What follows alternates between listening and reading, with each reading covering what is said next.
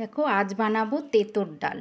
তো তেঁতোর ডাল বানানোর জন্য প্রথমে আমি ডালটাকে প্রেশার কুকারে সেদ্ধ করে নেব।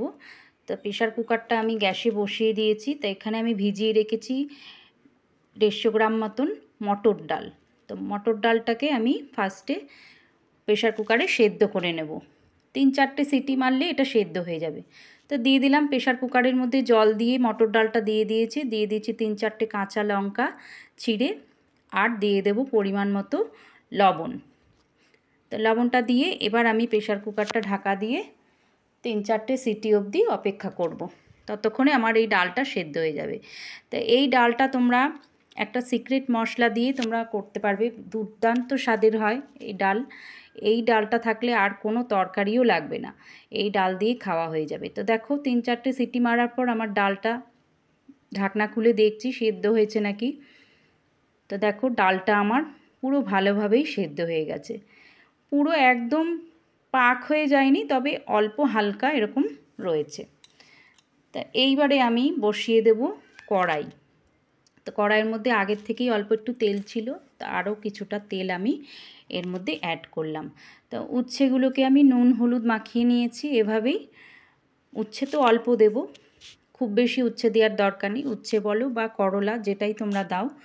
তা আমি এখানে তেলটা দেখো কড়াইতে দিয়ে দিয়েছি, তেলটা আমার গরম হয়ে গেছে। এবার আমি উচ্ছেগুলোকে ফার্স্টে ভেজে নেব। খুব কড়া করে ভাজবো না, একদম পুড়ে যাতে না যায় সেরকম করে ভাজতে হবে। কিন্তু গ্যাসের ফ্লেমটাকে প্রথমে হাই করেছিলাম, তেলটা খুব গরম হয়ে গেছে, তারপরে মিডিয়াম করে দিয়েছি।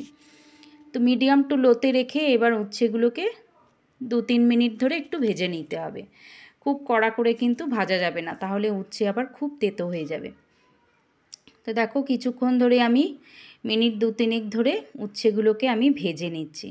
তোমরা এই ডালটা নিরামিষ দিনেও খেতে পারো, যারা শনিবার মঙ্গলবার নিরামিষ খাও তারাও কিন্তু এটা করে খেতেই পারো। খুব সুন্দর খেতে লাগে, আর মনে হয় না যে আমরা তেঁতোর ডাল খাচ্ছি, কোনো তিতোই মনে হবে না। তো দেখো উচ্ছেগুলো আমার ভাজা হয়ে গেছে, উচ্ছেগুলোকে কড়াইয়ের এক সাইডে করে দিলাম। এবার আমি সম্বারটা দেবো। তো দিয়ে দিলাম 2টো তেজপাতা আর একটা শুকনো লঙ্কা মাঝখান থেকে চিড়ে আমি দিয়ে দিলাম তেলের মধ্যে। এবার তেজপাতাটা আর লঙ্কাটা একটু ভাজা ভাজা হবে, তারপরে আমি ওই মশলাটা দেব। তো অনেকেই এটা তোমরা জিরে দিয়ে করো, জিরে ফোড়ন দিয়ে করো, কিন্তু আমি এখানে জিরে দিয়ে করি না। তো দেখো আমি কি দিয়ে করি, তো পুরো ভিডিওটা দেখো, কেউ স্কিপ করবে না।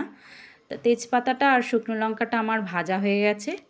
এবার আমি কিন্তু এর মধ্যে অ্যাড করছি 1 চামচ 5 ফোড়ন। তো 5 ফোড়নটা একটু ভাজা ভাজা হবে, তারপরে আমি দিয়ে দিলাম 1 চামচ রাঁধুনি। তা রাঁধুনি আর 5 ফোড়নটা ফোড়ন দিলেই খুব সুন্দর এই ডালের কিন্তু টেস্টটা হয়।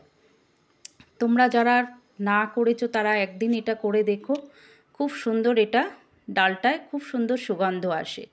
তো দেখো রাঁধুনি আর 5 ফোড়নটা ভাজা হয়ে গেছে, তারপরে আমি দিয়ে দিলাম গ্রেট করে রাখা কিছুটা আদা। তো অল্প একটু আদা আমি গ্রেট করে নিয়েছিলাম, তোমরা বেটেও দিতে পারো। তো দেখো আদা বেশি ভাজার দরকার নেই, আবার তিতো হয়ে যাবে। আর দিয়ে দিলাম 1 চামচ মতো জিরে গুঁড়ো। তো জিরে গুঁড়োটা দিয়েই কিন্তু ডালটা আমি দিয়ে দেবো, নাহলে জিরে গুঁড়ো আবার পুড়ে যাবে। তো ডালটা আমি এর মধ্যে পুরোটা দিয়ে দিয়েছি। এবার আমি মশলার সাথে ভালো করে ডালটা মিশিয়ে নিচ্ছি আর 1 মিনিট ধরে একটু ফুটিয়ে নেব। তো ডাল তো আমার সেদ্ধই হয়ে গেছে, উচ্ছেটা একটু সেদ্ধ হবে। তা দিয়ে দিচ্ছি আমি পরিমাণ মতো হলুদ। হলুদ কিন্তু আমি আগে অ্যাড করিনি, সবার লাস্টে আমি এই হলুদটা অ্যাড করলাম। তো হলুদটা দিয়ে আমি আর 1 মিনিট ধরে ডালটাকে একটু ভালো করে ফুটিয়ে নেব।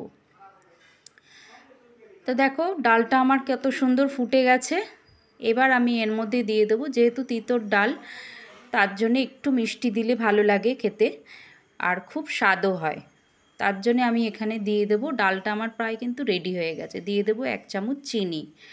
তোমরা যারা চিনি খেতে না পছন্দ করো তারা দেবে না, কিন্তু আমি চিনিটা না দিলে ভালো লাগে না। তা যার যার আমার রেসিপি ভালো লাগছে লাইক কমেন্ট করো, শেয়ার করো।